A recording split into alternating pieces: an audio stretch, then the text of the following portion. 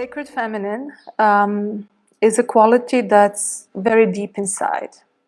I feel that sacred feminine is, first of all, it starts with the selflessness. It's something that's way beyond the mind and expectations. And when the more selfless we become, and we embrace the sacredness in the sacrifice. The sacrifice not in a negative way, but in a positive. It's really rooted in the selflessness and depth of the vulnerability. So see, I've discussed this at the end of one of the meditations. That whole, the moment when I delivered Mila was the moment when I got in touch with this power, and it was a journey. Most women experience this. During the delivery, you go through a part where you feel you are dying. You feel like this pain is so strong, the pain of the delivery pain, the contractions. It's so strong and it goes so deep within the pelvis.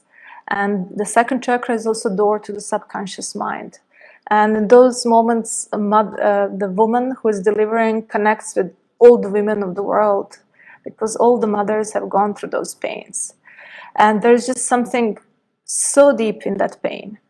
And first you feel, I'm not going to make it, I'm going to probably die. Maybe the child will be born, but I'm going to die. This kind of thoughts come, and I know I'm not the only one who had it. And then at some point, I surrendered, and I was brought into the flow. And this flow manifested in the idea that I should just stand up with soft knees. I just placed my hands on my hips and I started swaying. My neck was soft. So I brought that in the conscious dancing, this insight that I had during the delivery. So when I did not try to run away from the pain, but I got into the flow. And there's something about the shape of the galaxies and the spiraling. It's, again, feminine. This is the woman's hips, the curves, the flow. It's never square, it's a flow. So these are the secrets of the sacred feminine. And then through that pain, you enter into the flow. And in that flow, the magic happens. So our Mother Earth is operating in a similar way. There's so much of pain that Mother Earth carries. But the sacred feminine is also there because she's all the time serving. And we are abusing her in so many ways and she's still serving. Right? So there's a very deep aspect when a child is born. In that moment, it's a complete surrender and vulnerability.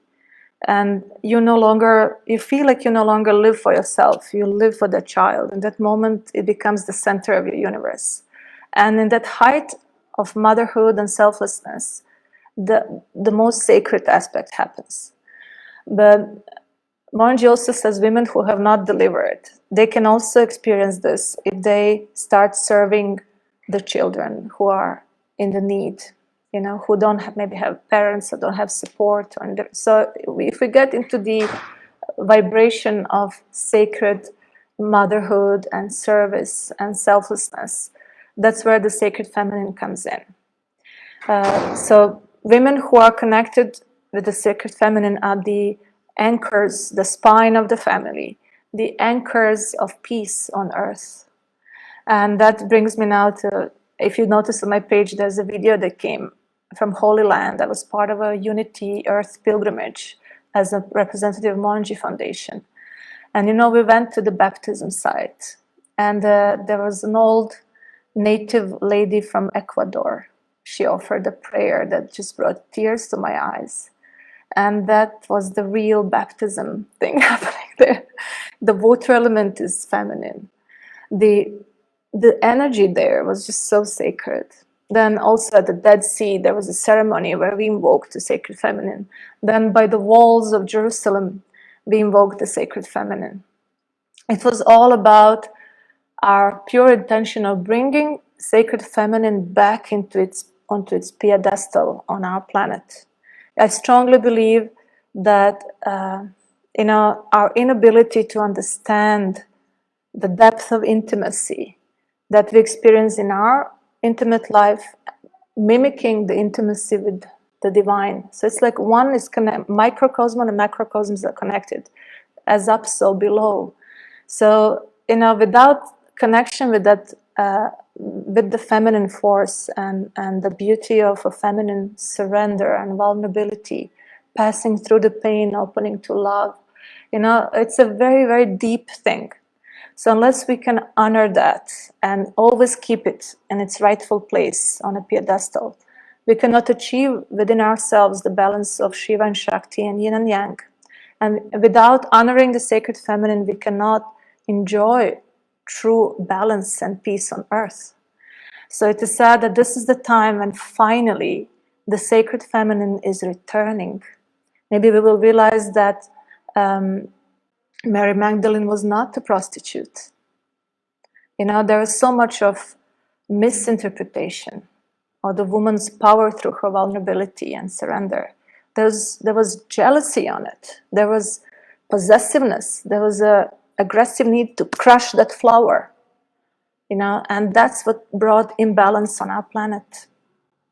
So sacred feminine is just like a flower that flourishes, opens at its right time, cannot be forced into anything.